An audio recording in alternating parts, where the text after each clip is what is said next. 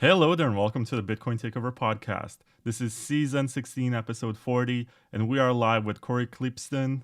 Klippsten or Klippstein? Klippsten, yeah. Klippsten. Klippsten. It's not easy for me to pronounce, it's quite a mouthful. And you are the CEO of Swan and also an advisor to some BTCs, which are not Bitcoins but Bitcoin Treasury Companies. And we are here to discuss Bitcoin maximalism. Love it. It's great to be here, Vlad. It's great to see you. Been obviously a fan and occasional sparring partner with you over the years, and big fan of the show and glad to be here. Yeah, it's a lot of fun because I think your company. So I'm gonna start with the good side of it, and then I'm gonna dive into the bad side, which is the reason of our sparring. So I do appreciate the fact that you spent a lot of money to promote self custody, and Swan Bitcoin has provided a lot of education. You even made the book of your co-founder Ian Pritzker available for free on your website, and people could read that. And I also appreciated that you were supporting podcasters very early on. Like you were one of the first CEOs to see value in people creating content about Bitcoin. And I guess Citizen Bitcoin got elevated because of it. It was also Stefan Livera, and maybe there are others, but I don't remember their Don't names right forget now. Breedlove. We produced What Is Money for the first year, including the Sailor series. Oh man. I mean, I would rather Don't forget forget that Natalie one. Brunell. We did the first 2 years of Natalie's show, Hard Money.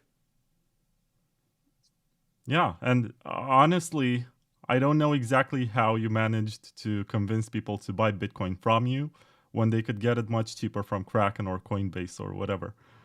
I mean, they could get more Satoshis for their dollar. It's interesting. A lot of those first of all, if you're in the apps for any of those, you're going to get destroyed, and Swan was always way cheaper than those.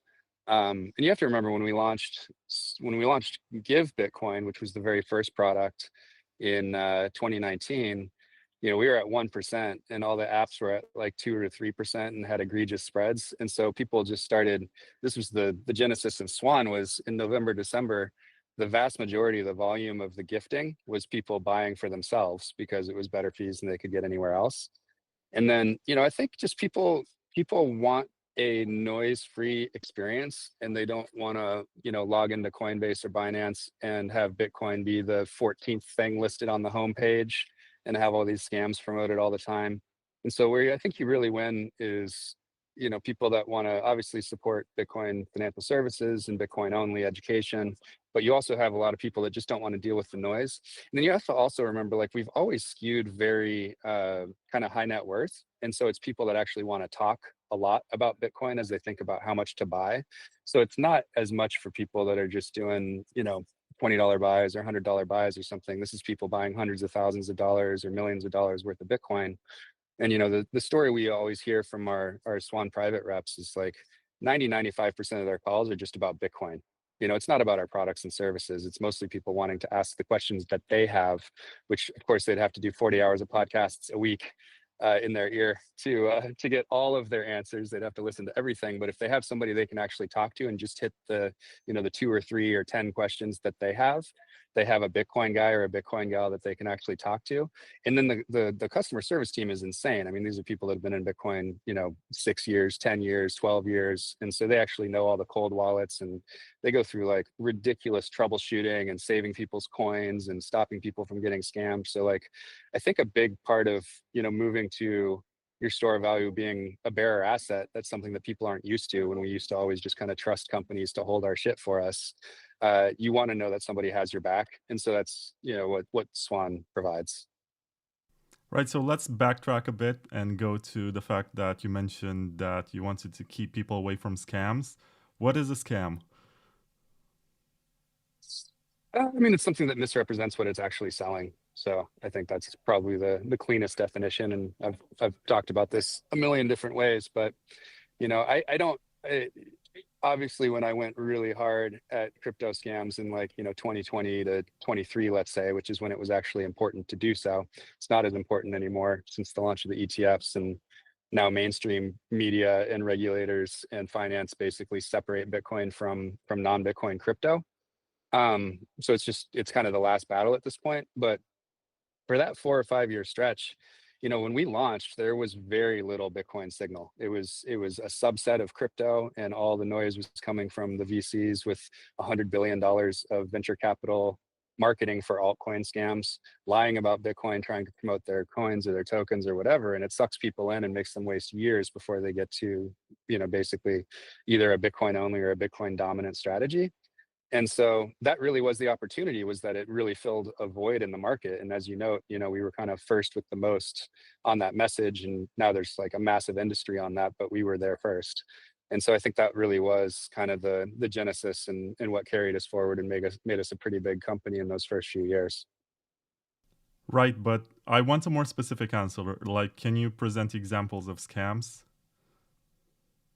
I Uh, know that you busted sure. Celsius, which is a company that was obviously running shady stuff in the background. And Well, so this is one way to, and maybe this is bringing it home. So when I spent a lot of time on that in the last shitcoin bubble, uh, what was interesting is a lot of people thought I would just be like shitcoin PI, like shitcoin private investigator, and would send me scams all the time in my DMs.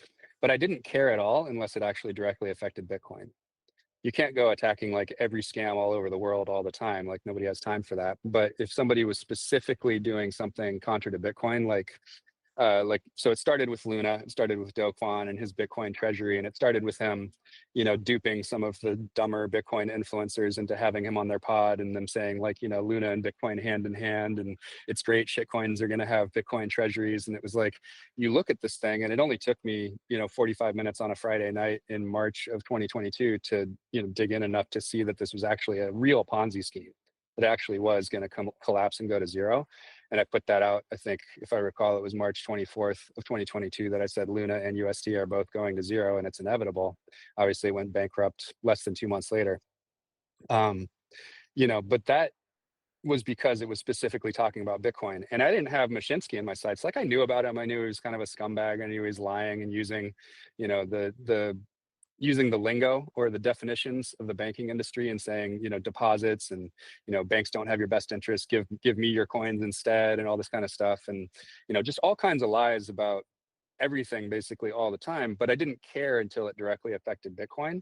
But when he started coming out right in the wake of the Luna collapse, so it was that, what was that, May 12th, 13th, 14th, he started going on YouTube, and it started showing up on Twitter, and he was saying that Bitcoiners are responsible for 30% of coins being lost, and you should instead send your coins to Celsius because I'll keep them safe for you.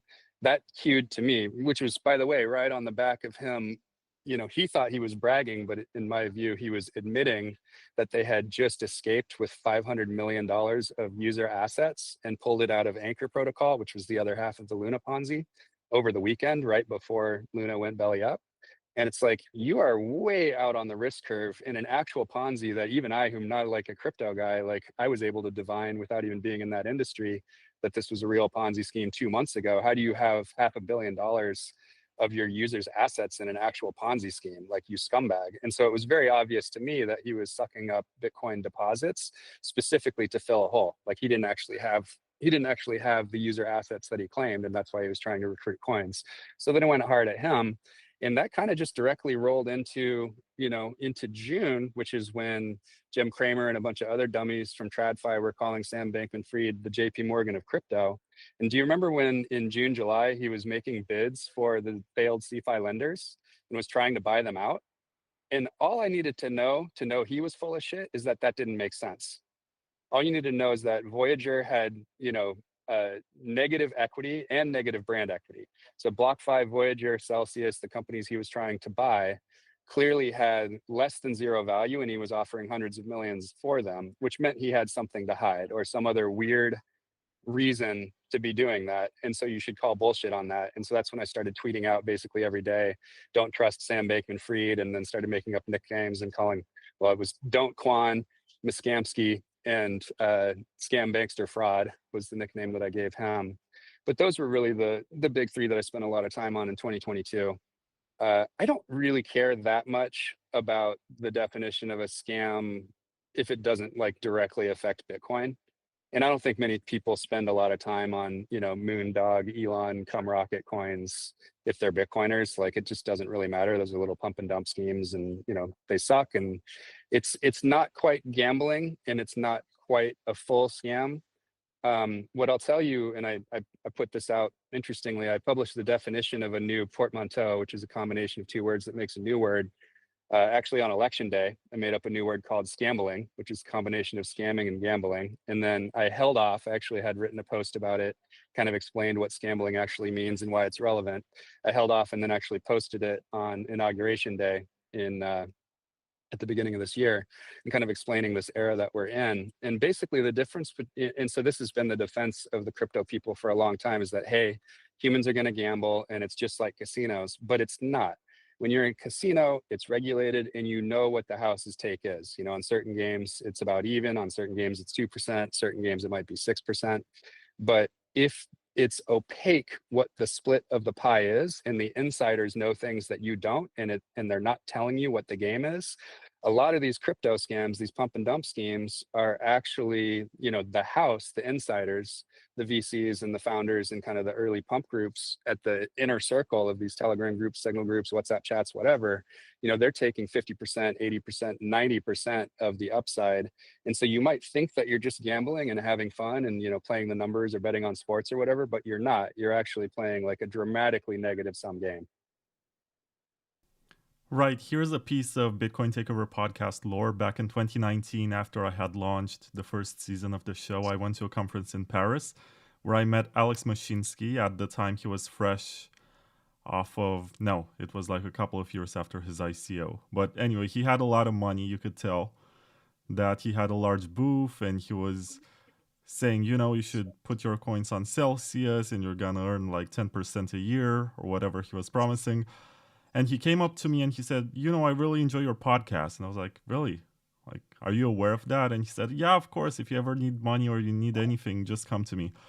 And basically, that was the first offer I ever got for podcast sponsorship from Alex Mashinsky, who was the CEO of Celsius. The reason why I never went back to him was that I could never. So I didn't know it runs like a Ponzi scheme. I had no idea that they're not liquid. All I knew is that it goes against what I promote with my podcast, which is self-custody. And I was like, this sort of defeats the purpose. So I'm just gonna pass on it and just maybe better offers will come along. And speaking of, Sideshift.ai is the place where you can swap your stablecoins for BTC.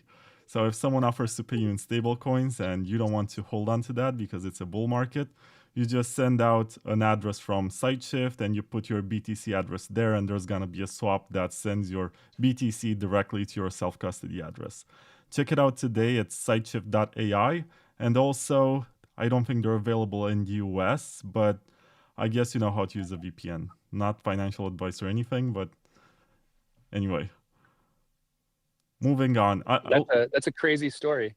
So interestingly, I met Mashinsky in person the exact same day that I got my first prick in the crypto bubble.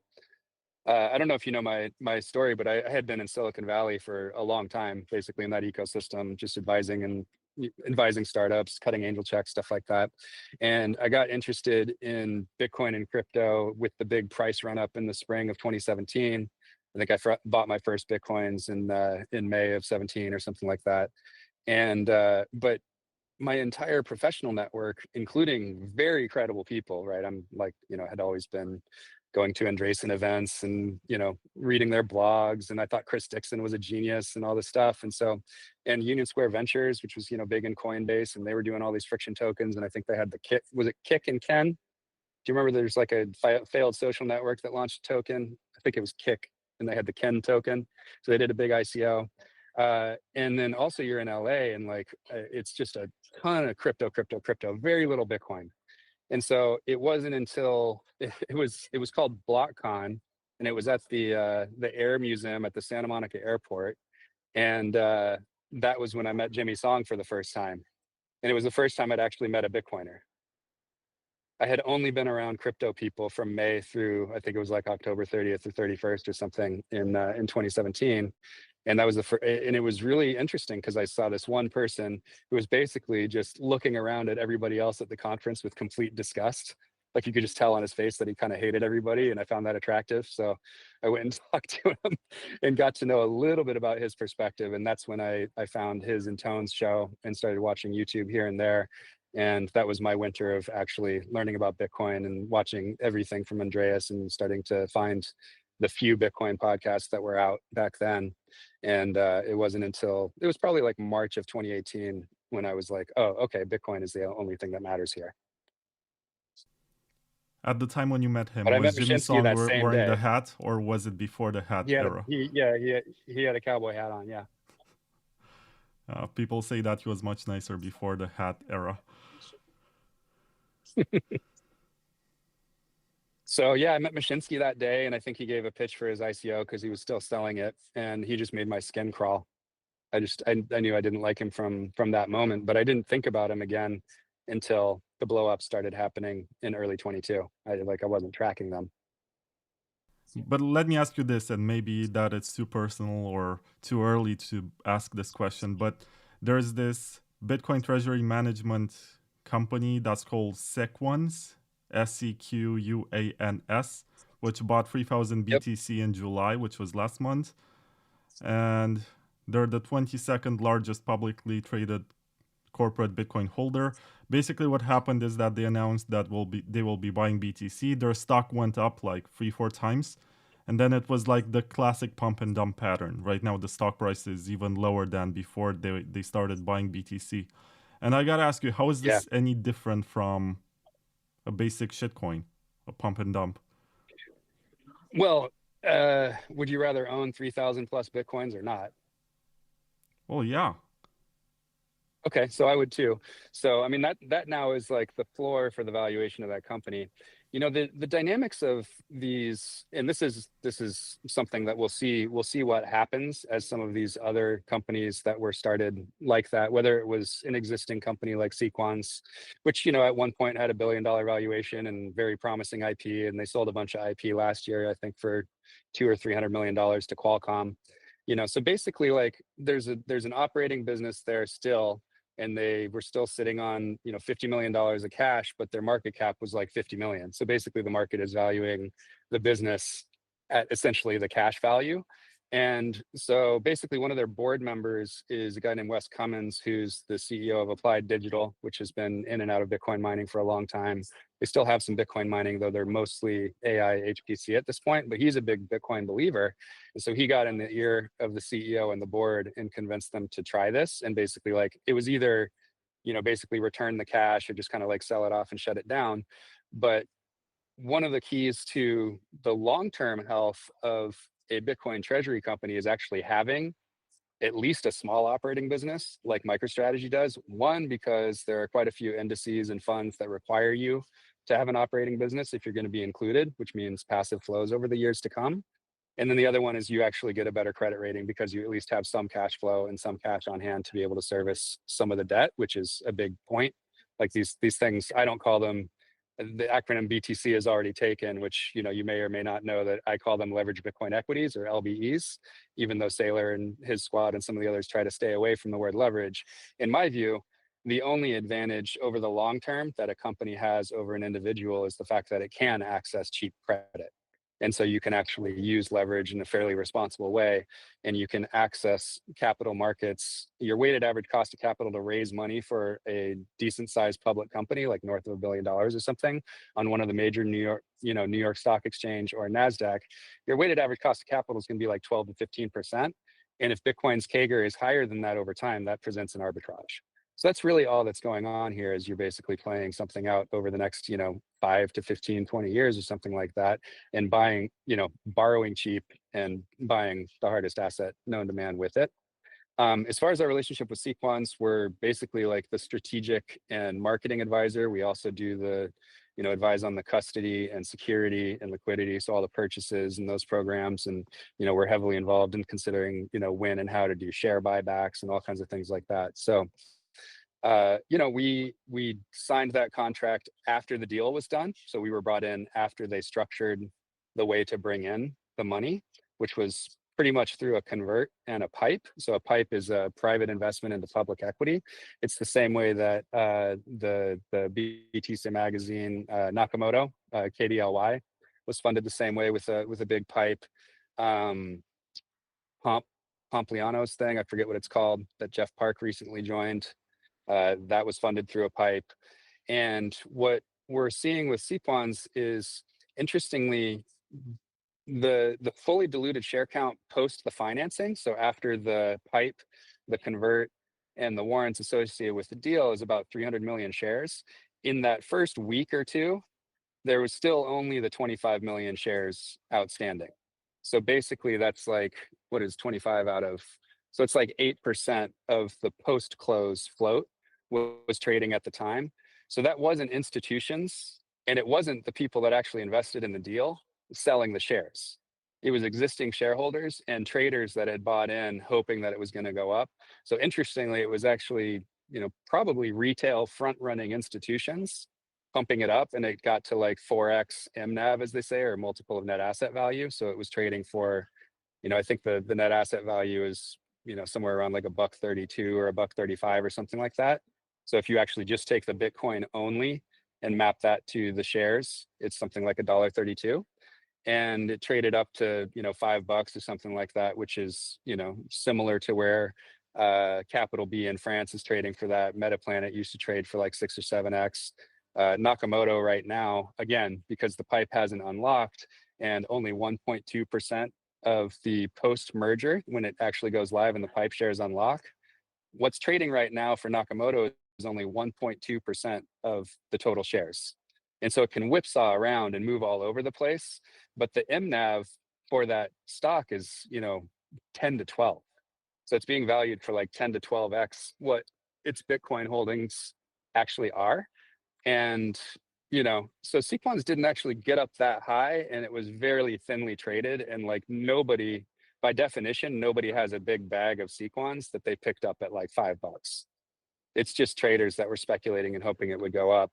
And so then when the shares unlocked for the pipe, and again, this is, right now a Sequan story, because it was the first one of these pipe deals that actually unlocked, and the other ones that did it similar have not unlocked yet. So we'll see what happens to them. Basically there's been a lot of pressure on the stock with some of those early people saying like, oh, hey, the stock actually came down. I think when the shares unlocked, the stock was $1.42 on that day, and they had bought at $1.40. So they didn't have this profit that they had hoped for. And, I think if I were structuring this deal, there's a new one that came out recently called Empery, which has taken over, I think it was like an e-bike company or something called Volcon. It's a guy named Ryan Matthew Lane. I haven't talked to him yet or met him, but from what I can see from their filings, I think the way that they've structured it is much healthier, and would be the way that I would advise future companies to do this, which is basically their investors have a long lockup period, and they have vesting of their shares over time. So they're much more aligned basically with long-term, at least not having like that pump and dump mechanism that's just kind of inherent in having all the pipe shares unlocked on the same day. I think that's probably a bad deal structure. And it's just what Sequans happened to do to launch with their bankers. And we're doing everything that we can, obviously, and being very strategic and putting out our plans on what to do next. But I think when the pipe sellers are done and moved on to the next trade, that's when you'll see the MNAV start to expand a bit, and that's when we'll start raising capital again, aiming for that 12 to 15% weighted average cost of capital across equity and debt. And I believe that capital raised at those levels with that kind of cost of capital is wildly accretive to a public company that can put it all into Bitcoin, because I expect Bitcoin to grow at a faster rate than that. Right, but going back to first principles, I'm still having a hard time wrapping my head around how this is different from EOS running an ICO to buy 140,000 Oh, so Bitcoin and then if an establish a EOS, treasury. but an EOS token holder, gets no claims on the Bitcoin, and there's nothing transparent about it. Like Also, you as an you're EOS saying holder that if don't I get buy any a of those stock Bitcoins. in one of these treasury companies, I actually can redeem the stock for Bitcoin? No. But you have title to their assets. So a MicroStrategy, or strategy that they're called now, like as a shareholder, you can't redeem it for Bitcoin, but they can't sell the Bitcoin out from under you without you having like plenty of advance notice of that and being able to get out if you want to. They have to be completely transparent. Block One sold a bunch of EOS tokens and put it into Bitcoin, but that Bitcoin there's no claim on that for EOS token holders Yeah, but you at can all. swap the EOS for Bitcoin, which is a lot faster than you can actually sell stock to buy some of the Bitcoin that's being held in reserves. No, that's not true. I mean, you can sell stock anytime you want in a brokerage account and buy Bitcoin right away if you want to. Well, my point still stands. I don't really understand how this is fundamentally different. It's just that maybe it's Oh, nicer from well, a legal point of hold view. on. Let me repeat it for the third time. If a shitcoin treasury company, so if like I'm sorry, if a shitcoin company like Block One launches a shitcoin like EOS, and you buy EOS, and Block One is a separate thing that now has dollars and they can put it into Bitcoin or whatever, you as an EOS token holder have no claim on their Bitcoin. If Strategy buys Bitcoin with money that you used to buy Stride or Strife or Stretch or Strike or MSTR, you have a claim on their Bitcoin. You own a piece of it. Very different, night and day. Okay, but still, I think it's just a fundraising way to buy more Bitcoin in both cases. Yeah, except that the Bitcoin that Strategy is buying is going to the stockholders of Strategy, whereas the sales of a shitcoin like Luna that Do Kwon was doing was going to like Luna Foundation, which did not have any obligation to distribute that to Luna holders. And it's the same thing with something like EOS, or if Ethereum Foundation or Consensus started stacking a lot of Bitcoin, that's not you. You as an Ethereum holder, as an Ether holder, have no claim on the Bitcoin that Joe Lubin owns. None. Right, You don't so have a claim on any of the Ethereum that Joe Lubin owns either. if the All of the stockholders, Bitcoin that Saylor is stacked, all of the 600,000 plus Bitcoins that Saylor has stacked for Strategy, all of the shareholders own that Bitcoin. so you're saying that the shareholders can actually vote for the company to sell that Bitcoin? They could. They're unlikely to succeed because most people don't want them to sell the Bitcoin. Sure, but you can still DDoS them. Like, get a bunch of people buy shares just so Sure. that they And can I expect sell that their to, by reserves. the way, so, so let's talk about like activist investing. So I think if you have a poorly managed Bitcoin treasury company, or what I would call a leveraged Bitcoin equity, and you have one that just like over time just underperforms, it's very likely you'll see activist investors like Dan Loeb or some of the short sellers like, Citrix Research, some of these guys like actually come in and actually target that stock and try to unlock the Bitcoin. So this is something that I think is inevitable. In a bear market, when you see MNAV compression, there will be some of these leveraged Bitcoin equity companies that actually suck at it and have gotten over leveraged and start to look like shit. And people actually start to pour through their filings and see that, oh my God, they're paying 2% per year to some advisor, or the executive salaries are, even worse than Bitcoin miners. And these guys are making 50 million a year or something like that. And it'll get attacked. And yes, they'll take over the board and they'll buy a bunch of shares and they'll unlock the value just like private equity firms do. And they'll take it over for the value of the Bitcoin. Because if it's trading at like, 75 cents on the dollar, or I guess, 0.75 Bitcoins per Bitcoin, then you fire everybody and you take over the Bitcoin stack. And that's a discount. So you already see people talking about doing this and expecting that this will happen. And I think that's just inevitable at some point. So does this make the strategy of EOS much better? Because it's less likely for them to be forced to sell the BTC reserves that they have. It has nothing to do with EOS. It has nothing to do with the shitcoin. It's two separate things. There's a shitcoin and there's a company that created it called Block One that has all the Bitcoin. And again, the EOS token holders have no claims on the Bitcoin, unlike holders of MSTR. That the holders of MSTR own all the Bitcoin. Yeah, and that's exactly what I'm saying. Since they have no claim, the company can just hodl. indefinitely without any pressure from anyone. Okay, what's your point? Do you own stock in Block One? It's a private company. No, I don't. Okay.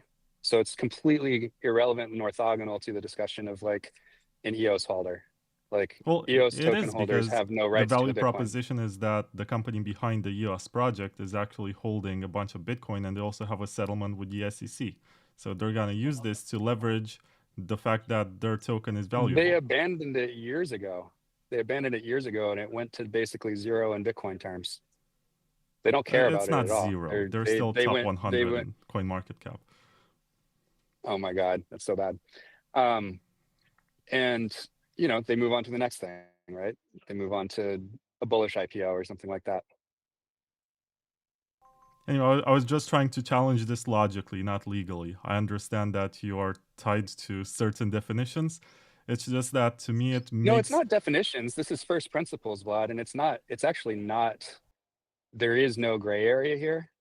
You have no claim to the revenue of a company that creates a shitcoin if you hold the shitcoin. If you right, own a but you're share of not stock, investing in you the have a company claim to because their it revenue doesn't and have a assets. stock. As you said, it's private. hmm It's it's completely different. So you don't have any claim to the Luna Foundation's Bitcoins. If you hold Luna, you have no claim to the Ethereum Foundation's Ethereum or Bitcoin or stable coins because you hold Ether. And you have no claim to, you know, Charlie Lee's Litecoins if you hold Litecoin or What his Bitcoin. Litecoins? He sold them. I know. But when you had it, you had no claim to it just because you held Litecoin. With stocks, it's very So, different. The would you stockholders say that own all the Litecoin is assets a of the company. company and Charlie is the CEO or something? I think there was a Litecoin Foundation or something, right? There is, yeah. Yeah. So the point is, like, if there was a There's still a foundation and Bitcoin it has Foundation, and Brock assets, Pierce is still president of the board or something. right? And you have as a Bitcoin holder, you have no claims to the assets of a Bitcoin Foundation. But that's not the point. It absolutely is because as a strategy holder, as a stockholder of strategy, you own your uh, same percentage share that you have of the company is the percentage that you have to a claim to their assets and revenues. I still would rather buy Litecoin. I'd rather buy Bitcoin. Sure, but if I had to choose between This is Litecoin so and let's move on MicroStrategy, because I mean, well, look, we've said this 6 ways from Sunday, and I think the audience can see the truth in what I've said. But what I will say, which I think is probably the key point, is something I think it's my pinned tweet right now. And by the way, I should go on BTC Takeover and retweet this because I said I would when you started. Where are you, Vlad? There it no, is. it's on my personal account. It's my pinned Oh, it's on your post. personal. Okay. All right. Hold on one sec. Let me retweet this for everybody. There we go. Debating. Oh, we're debating Bitcoin maximalism. I thought we were going to do that in part two. Um, I don't know. anyway, so It's a so free flowing this is something conversation. that we I love it. So this is I think the key, and I think it's my pen tweet right now. So if you want to click over to it and check it out. Uh, None of these treasury companies make a dent or and what I always say, like, and you may have heard me say, but it's been something I've been saying since 2019, like, you know, what we're in it for at Swan is doing the best thing to the nearest of our ability to figure out what that is. And I spend a lot of time trying to figure out what that is. Always do the best thing for Bitcoin and Bitcoiners. And I am only interested in that if it's actually impactful and if you actually do something that's meaningful. And obviously, we've been able to do that with education and scam fighting, and serving 150,000 clients or something like that. When it comes to these leveraged Bitcoin equities, it's only meaningful if you're sucking in tens of billions of dollars of institutional capital. I personally have very little interest in attracting retail investors for Bitcoin treasury companies or leveraged Bitcoin equities. They will do it, and there's nothing you can do to stop them. And even our own clients are going to pile into some of these things, and a lot of them talk about MicroStrategy and ask about it all the time. And all I can do for those ones that are inevitably going to do it anyway is say, like, hey, you know, just make sure at least 80% of your Bitcoin inflected portfolio is like 1x long real Bitcoin in cold storage, and I can't stop you from the rest. And if you get lucky and you find one of these popcorn alt stonks and get lucky on Smarter Web or Metaplanet or something, like, please plow the profits into Bitcoin, right? Which is not dissimilar from what I used to say to crypto traders. It was like, I can't stop you from trading these shit coins, but if you make money, like, at least store your value in Bitcoin. And I think it's kind of similar. But nothing makes a difference for Bitcoin and Bitcoiners unless you actually hit institutional scale and you start sucking up this capital from institutional portfolio managers and fixed income managers the way that strategy is. So nobody else is even close. Nobody else is even remotely close to it. I think maybe Metaplanet is second with like 20,000 coins of the ones that I would call actually leveraged Bitcoin equities, where their real stated explicit goal is to increment Bitcoin per share. There's only like 10 or 12 legitimate attempts at this going on right now, so that BTC Treasuries or Bitcoin Treasuries.net has all of the companies that have some Bitcoin on their balance sheet. But there's a big difference from like Tesla, GameStop, Trump, and these companies that just have some Bitcoin on their balance sheet versus the ones that are actively trying to play that arbitrage that I was talking about, accessing capital markets for a cheap cost of capital to put it into Bitcoin that has a much higher CAGR. It's arbing that 25% versus that 12% that is the goal of these things.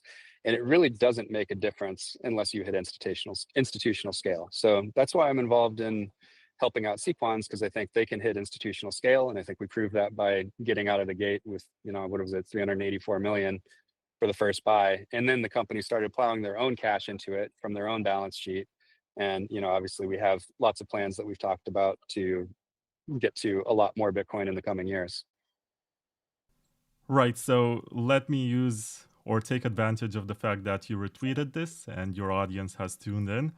And I'm going to explain exactly why I would rather buy Litecoin, or hell, let me say I would rather buy Bitcoin Cash. Let me take it to that extreme than hold MicroStrategy. And let's break it down, okay? Your only metric for measuring this is just potential for making more US dollars, which maybe is meritorious in some way. But can I No, I think actually Bitcoin sell is the denominator. MicroStrategy So outside of office that's hours? actually, Like, can I sell MicroStrategy on a Sunday when all the institutions are closed? No. Can I self-custody MicroStrategy? No, I cannot. Can I hold MicroStrategy without putting my name out there? Maybe I can use a proxy or something, or a broker, but still, no. I can own Litecoin or Bitcoin Cash privately. Is it possible for MicroStrategy to dilute their shares by basically creating inflation? Yes, it is. Is it possible for Litecoin to get more than 84 million coins? I don't think so. It's very difficult. You need a large consensus for that, and a hard fork, it's going to be a shit show. It's much easier for humans to decide politics within a company than for something for which people actually run nodes and has been around for like 14 years and running nonstop and took a lot of beatings and is still here.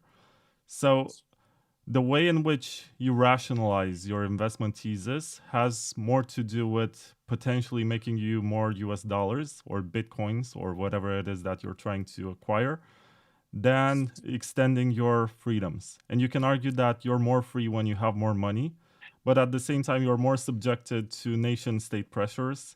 And maybe that you as an American are less concerned than I am as a Romanian about your privacy, about your freedom of transactions, about your ability to engage in peer-to-peer trades. But I very much care about this, and honestly, I see a lot of value in Litecoin. I see a lot of value even in Bitcoin Cash because it's experimenting with opcodes that still are controversial on Bitcoin, like Opcat or whatever. Bitcoin Cash has it. I see value in Monero, yeah, but Zcash. you wouldn't hold Litecoin over Bitcoin though, right? Like, why would you hold Litecoin instead of Bitcoin? Well, because it's the closest implementation to the Bitcoin white paper, which is peer-to-peer electronic cash. Like it's meant to be used for payments, not to be held. Right. So you don't need that much in, a hot wallet or a mobile wallet or whatever to be able to use it for payments. It's not a long-term store of value that, competes with its closest cousin, which would be Bitcoin. So if you're going to hold something for a long time, it's obviously going to be Bitcoin, not Litecoin or Bcash. Well, but this is about using. It's not about speculating on the long term that their price is going to go up. Not speculating, saving. It's not speculating, it's saving. And then I'd also go back to, your first kind of little jab there. I mean, the denominator is Bitcoin. So unless you expect MicroStrategy to outpace Bitcoin as a small percentage of your portfolio, that should be, denominated in Bitcoin, or at least you should be thinking about it in terms of Bitcoin as your unit of account for your long-term savings or your long-term investing portfolio, you really shouldn't be in anything unless it has a good risk reward trade-off versus Bitcoin, unless it's like a passion thing or something that you get use out of, like you want to raise your family in a house or something like that. So it's two different things. There's investing and there's payments.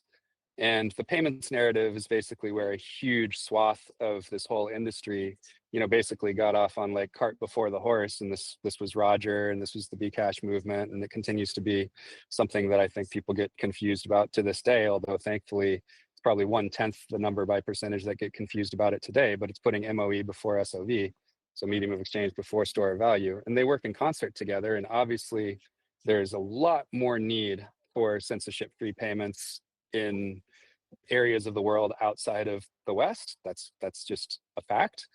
And that's why I think you see a lot of the better Bitcoin wallet experiences created outside of the USA, because nobody really needs to spend Bitcoin unless they're kind of a hobbyist or a zealot or just kind of want to do it for fun. You just don't need it in the West. You can just pay with a card everywhere. And Well, so I it's can just two argue different that you things, and do a need lot it. of people Like just kind of even Satoshi rationalized it by saying, well, people need to pay for porn.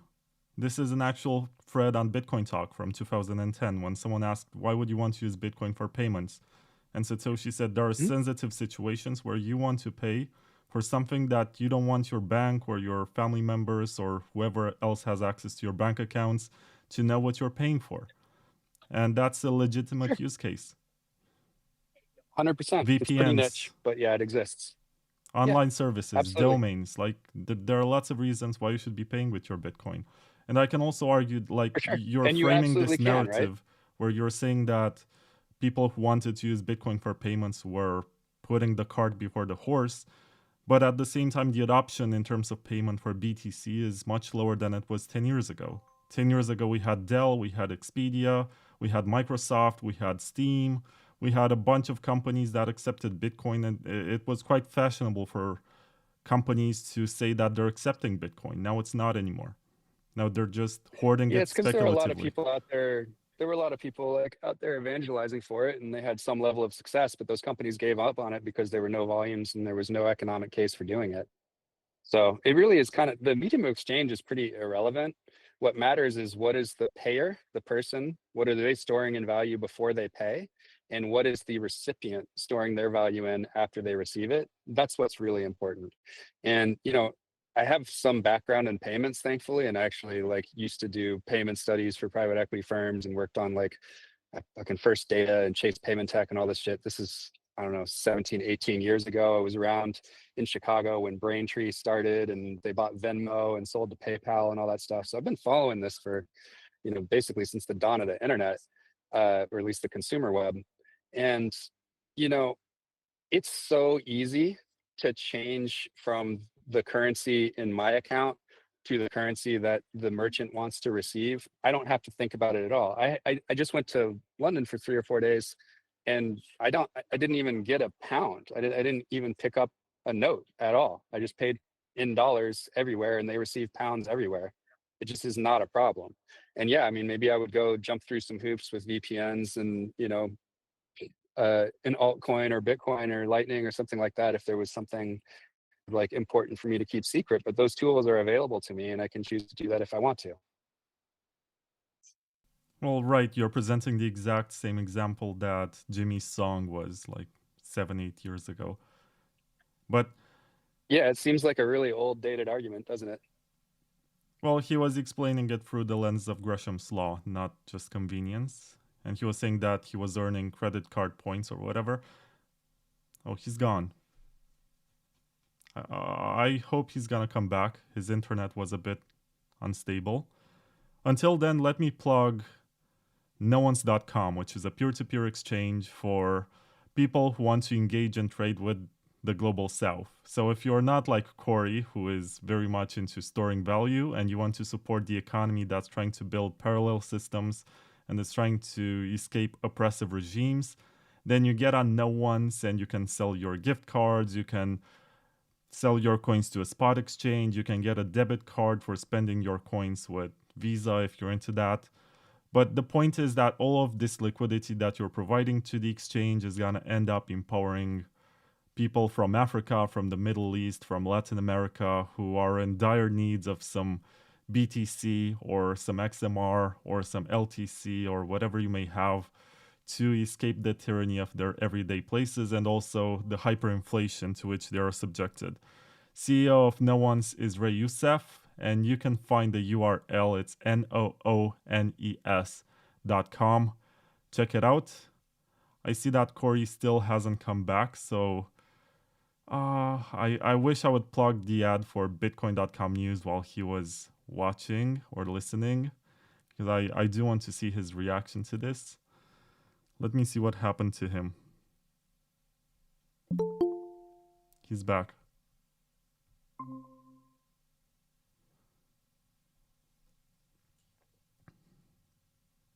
Hey, Cory. Hey, all right. I guess we'll finish this on. Oh, it's not letting me in. You're in. I guess you don't have video. For the last 4 or 5 minutes, your video froze, and then you dropped out. I'm not sure what happened. Hello?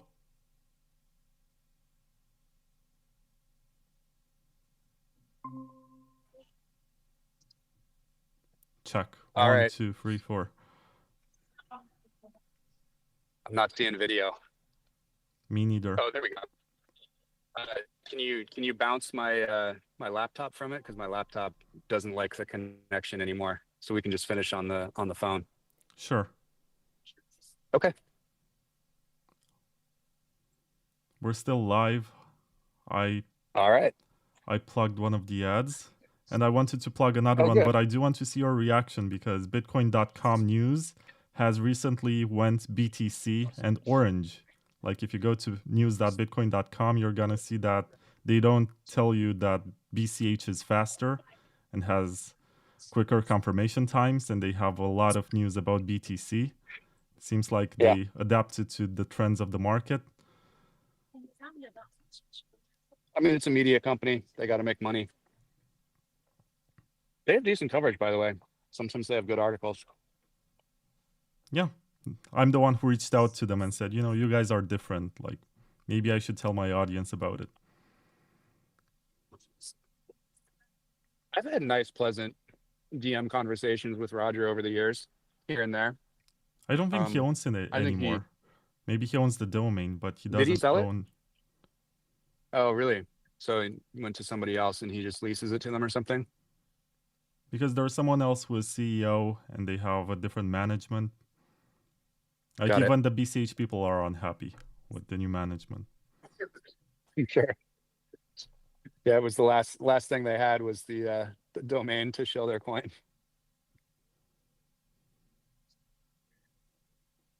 Oh, they still have devs and they're building stuff, which is interesting. Even BCH is building layer 2s right now with ZK rollups. Yeah. Well, I mean, that's always been kind of the bull case for altcoins, is that at least if they come up with some tech that's interesting that you can port over to Bitcoin, then it wasn't completely useless. I was gonna get to this because when I said we're gonna talk about Bitcoin maximalism, I was gonna present this case. Like, Litecoin actually tested SegWit and the Lightning Network for Bitcoin in Yep. 2017, Yeah, they and can then it be got useful test punched to nets. the I think ground. if they didn't exist, I think you would just have a bunch of tooling created and basically have, like, I mean, a lot more focus on Bitcoin test nets so that they could experiment with the same thing. I don't think you necessarily need altcoins for that, but it is a nice function that they serve given that they're there. But on testnets, let's assume that we're gonna have perfectly functional testnets. How are you gonna see if there's market demand for anything, or how are you gonna get True. newbies to try it out? Yeah, makes sense. Testnets are just for devs, and even the devs are too lazy to try it. But if there's some money there, like even for bounties, you can put something on Yeah, Litecoin or Bitcoin Cash and say, let's see if anyone can break it. If they can, they're yeah. gonna make a bunch of money. Wouldn't the counterpoint be to just do it on a side chain or something like that still has value accumulating and circulating through it? Yeah, but the side chain is gonna have BTC, right? Yep, exactly. So do you want to give BTC as the bounty, or do you want to let the Litecoin people figure it out? Again, it's free to the Bitcoiner to let them experiment with things and test things, and it is. Look, things that are net negative always have a ledger, and it's very rare that they're 100% con. There's often some pros as well. Like I'll give you the entire all of crypto, and all these Wharton blockchain certifications and MIT shitcoin lectures and all this kind of stuff that's been going on for the last 15 years. Like they're going to make incremental improvements to financial IT. You can't put $100 billion and like 100,000 devs and 10 years into something and not have some interesting things come out of it. It's just not going to accrue value to their tokens in the long run. So it's not going to compete with Bitcoin for store value and moneyness. It doesn't mean that nothing will ever come from throwing tons of money and tons of brains at problems, and they'll just shift it, right? Like once they, I mean, they're already calling private databases with sequencers that existed before Bitcoin, they're calling that blockchain, right? At all these companies. And it's because there's a bunch of VPs of innovation that did a blockchain course and brought blockchain to the office, and they have to call it that, otherwise they look stupid. Yeah, I actually got some reactions from Yellow and a bunch of the people from the meme factory. Yeah, what's up, Yellow? Yellow and I are neighbors right now because I'm in Istanbul. Really, I thought he was Greek. I know, we're neighbors. Oh, because I get it. I was thinking that he's in Istanbul too. Let me ask you something. I So was, you only yep, have 3 more minutes, and then you have to jump in another call. I do. Yeah. Before you go, and we established that there's gonna be a second part, what do you think about drive chains and the ZK rollups like Citrea? They're coming to Bitcoin. So, I'm not sure the drive chains are coming to Bitcoin. I found the promoters of drive chain to be extremely disingenuous, Paul in particular. And I've spent a lot of one-on-one time going back and forth with him, but he's just not really in my view, is not a high integrity, honest actor. That's okay. I think he's like really like believes in something. I do believe that he thinks that he's right. And I think he's just kind of using the tools of debate and discourse in a disingenuous way that doesn't really serve the audience. I don't personally care, but I just don't think it serves the audience. I haven't seen anything about drive chains actually coming to Bitcoin. As far as like ZK rollups, like they'll probably figure it out at some point. I don't anticipate that they won't, and I think that they'll find ways to do it, without having to make dramatic changes to the code. I don't think you'll need any kind of like major upgrades to Bitcoin to be able to do a lot of these things. I think the pace of development that you're seeing with Arc, that you're seeing with BitVM, and just like, I don't even get time to dig in deep, but when somebody that I consider very high signal, like Robin, I'll see a tweet from him, once a month. That's like basically, holy shit, even I didn't think it was going to be this good. And I am pretty close to the Arc Labs team that's doing Arcade, with Tiero and Alex and that crew. And like so much of the stuff is emergent. And like once you open the box and start digging around and start poking around, there's all these things that you didn't even know you were going to be able to benefit from. And so just making the tools available and then letting 1,000 flowers bloom, and with Arcade coming out and letting a bunch of devs get their hands on it and build on that infrastructure layer, like I'm super bullish. And I just think the main thing, like, it's so funny because the biggest problem with shitcoin trading and shitcoin pumping is time preference. It's just very low time prep or very high time preference. It's trying to like get rich now versus over the long run with Bitcoin. And I see Bitcoin just broadly as very much the same problem. There's a bunch of people that want to be able to do things today that don't realize that it takes like 50 to 80 years to roll out a new monetary system. And like, fucking give it a second. You don't have to solve every single problem today. If you think that you need to fix Bitcoin in some major way or like jam something through, I would just say you probably don't believe nearly enough in human innovation. Right, but I can also make the case that if you think it will be only Bitcoin and we're gonna have this utopian world where everything is divided by the 21 million coins, you're also slightly delusional. I mean, there's You competition for must have read my Bitcoin. post this morning. I posted something for you early this morning Central European time, which is, I love the meme, everything divided by 21 million, but it's actually just a meme and it's not true. It's the denominator, but of course there will be plenty of other assets and not just Bitcoin. We'll just measure it in terms of Bitcoin. We'll say that building is worth, 35 Bitcoins or something like that because it's big. That's fair. Doesn't mean there aren't going to be I buildings I feel so sorry and that trees and you told land. me you only have 1 hour because I feel like at this point we got to somewhere where we can agree with each other and also make a case where we agree and where we disagree. Yeah, absolutely. No, we'll pick it up. I can probably do it maybe even later this week before heading back to LA. I leave for well, sometime in the next 2 weeks. I'm not supposed to say specifically when I'm in the air, but sometime in the next 2 weeks I'll be going back to Los Angeles. But no, I definitely want to do a part two, and I think we'll wax philosophical on all kinds of different topics. It'll be fun. Okay, thank you very much, Cory. Thanks to everyone who tuned in. It was not the best hour for us to do this, but there was some activity in the chat. All Someone right. said, I Thanks, Vlad. understand Appreciate you. nothing. I'm just gonna read some comments. Thank you, Cory. Okay. Bye, Vlad. Unknown said, Vlad understands nothing. He needs to read a book or two.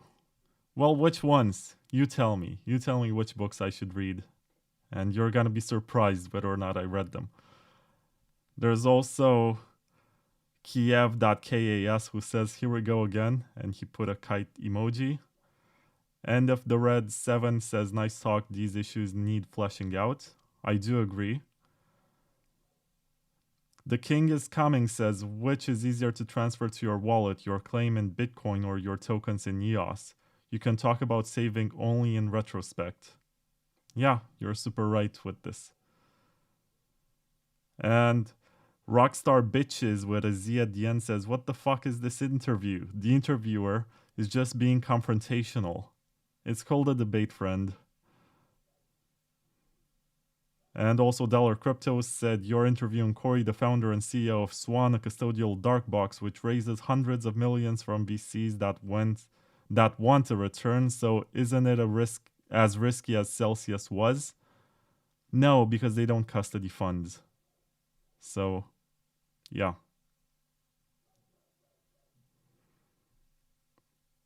Thanks for tuning in, Body. There's gonna be a second part, apparently, as Cory confirmed. Later this week, we're gonna find a commonly convenient time and come back to this. Until then, I gotta thank the sponsors. I didn't get to plug Layer 2 Labs, which is building the drive chain, but I did inquire. I did beg the question to Cory to see what he thinks about it. But if you do want to test it to make your own opinion, go to layer2labs.com/download. And you have the drive chain launcher for Mac OS, for Linux, and for Windows. And you can install the software, run it on the Bitcoin Signet, and you're gonna be able to see how the Zcash sidechain works, how the Ethereum sidechain works, the Namecoin sort of sidechain works, and also there's a prediction market, and there's the big block sidechain that's prunable. It's interesting. I think this idea deserves to be tested, and if you're a nerd and you have a couple of hours this weekend, you can try it out. And there's also Citrea, which is building the first optimistically verified ZK rollup on Bitcoin, and they're gonna be launching later this year without any sort of Covenant soft fork. We sort of touched upon this with Cory, but he believed that these projects are gonna be needing some sort of opcode to be able to deploy. Seems like they were able to figure out workarounds so they don't have to activate CTV or Upcat or whatever. And Citrea is going to be bringing a lot of these sort of banking services, but not with a company, with a protocol. So you can verify the code, you can set your own terms, you can get loans against your Bitcoin and stuff like this, which previously was only available on Ethereum or Solana or all of these other blockchains. So these were the sponsors. Once again, thank you, Bitcoin.com News and Layer 2 Labs and Nuance.com and Sideshift.ai and Citrea. If you guys have any more questions, you can leave them in the comments. And I'm going to read them to Cory next time. So maybe for Spotify, I will save this one and publish both parts at the same time. So if you're listening on Spotify, maybe you're from the future. And what else? Is there any comment? There's just LOL in the chat. Thank you guys for listening. I will see you in part 2, and also tune in on Thursday when I'll be interviewing the founder of Caspa, or Caspa. I'm not sure how you correctly pronounce that, which is a fairly launched and pretty interesting proof of work blockchain from which maybe Bitcoin can learn something. That's going to be the reason of this interview, and I hope you guys are going to be there to listen. Don't forget to subscribe. Don't forget to like this episode, and I will see you in the next one.